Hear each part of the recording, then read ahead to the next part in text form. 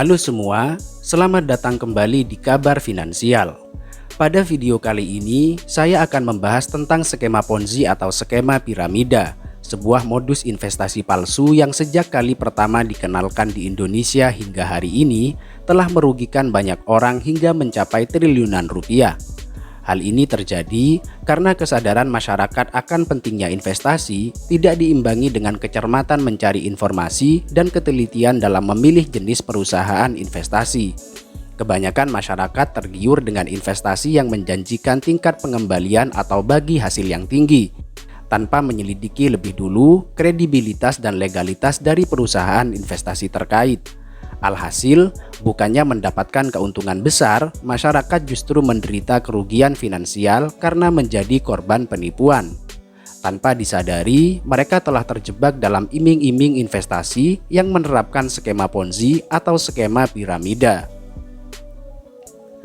Skema Ponzi pertama kali dikenalkan oleh Charles Ponzi, seorang ahli perniagaan Italia yang juga aktif sebagai seorang penipu di Amerika Serikat dan Kanada. Pada awalnya, Ponzi sukses merekrut para investor hingga mampu mengumpulkan jutaan dolar Amerika. Tapi pada akhirnya, modusnya terendus oleh investor dan pihak berwajib sehingga ia pun ditangkap dan dipenjara. Meski demikian, metode yang dicetuskan oleh Ponzi ini tetap populer hingga saat ini. Mungkin kamu masih ingat beberapa kasus investasi bodong yang memakan banyak korban pada beberapa tahun yang lalu, seperti Kinet yang telah melakukan penipuan berkedok investasi dengan menjalankan skema multi-level marketing. Modus Kinet adalah merekrut banyak anggota baru. Para anggota baru dijanjikan setiap kelipatan 3 masing-masing kaki kiri dan kanan pada skema MLM-nya akan mendapatkan bonus 250 dolar Amerika. Bahkan, para anggota baru juga dijanjikan bisa mendapat 11 miliar dalam waktu 1 tahun dengan syarat para anggota tersebut bekerja dengan tekun. Ada juga fast travel yang memberangkatkan banyak jemaah pertamanya dengan uang jemaah yang mendaftar berikutnya. Kasus ini bergulir sejak 2017, di mana dalam masa tertentu jemaah fast travel berkurang, sehingga uang jemaah baru tidak cukup untuk memberangkatkan jemaah sebelumnya. Selain dua kasus ini, masih banyak kasus-kasus skema Ponzi atau skema piramida lainnya yang telah mengecoh dan merugikan banyak orang hingga miliaran rupiah. Skema Ponzi adalah modus investasi palsu yang membayarkan keuntungan kepada investor dari uang mereka sendiri atau uang yang dibayarkan oleh investor berikutnya, bukan dari keuntungan yang diperoleh oleh individu atau organisasi yang menjalankan operasi ini.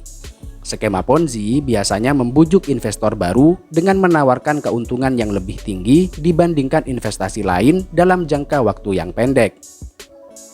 Jadi, dalam investasi ini, uang yang didapat dari investor tidak dikembangkan ke bisnis tertentu guna mendapatkan income yang hasilnya dibagi dengan investor.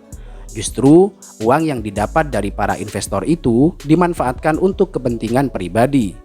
Dan untuk membayar bagi hasil kepada investor yang telah bergabung, pihak penyelenggara investasi akan mengambilkannya dari investor-investor berikutnya. Sedangkan skema piramida adalah sebuah model bisnis yang merekrut anggotanya dengan menjanjikan pembayaran atau jasa apabila mereka berhasil merekrut orang lain untuk bergabung dalam skema ini. Pelaku skema ini memungut bayaran dari orang-orang yang ingin bergabung.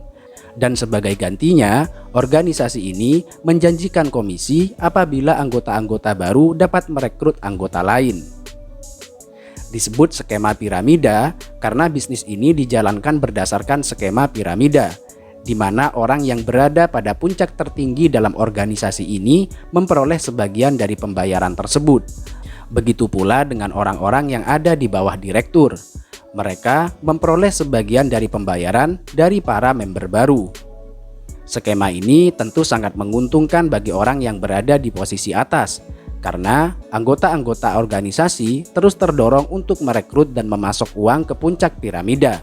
Sementara orang-orang yang berada di barisan terbawah, mereka tidak akan mendapatkan apa-apa jika tidak berhasil merekrut anggota baru.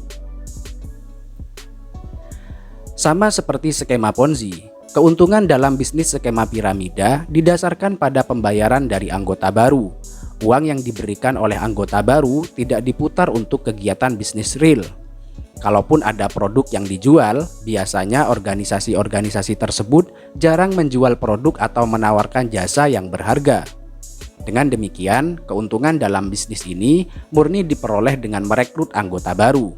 Skema ini hanya akan menghasilkan uang untuk semua anggotanya apabila jumlah manusia di bumi tidak terbatas. Begitu anggota baru tidak dapat lagi direkrut, organisasi ini akan jatuh. Meski menggunakan metode yang sama, yaitu manipulasi keuangan, modus skema Ponzi dan skema piramida selalu berkembang, sehingga masih banyak orang yang tertipu dengan metode bisnis ini. Karena itu, agar kita tidak tertipu dengan metode bisnis ini, mari kita kenali ciri-cirinya. Pertama, keuntungan besar dalam waktu singkat.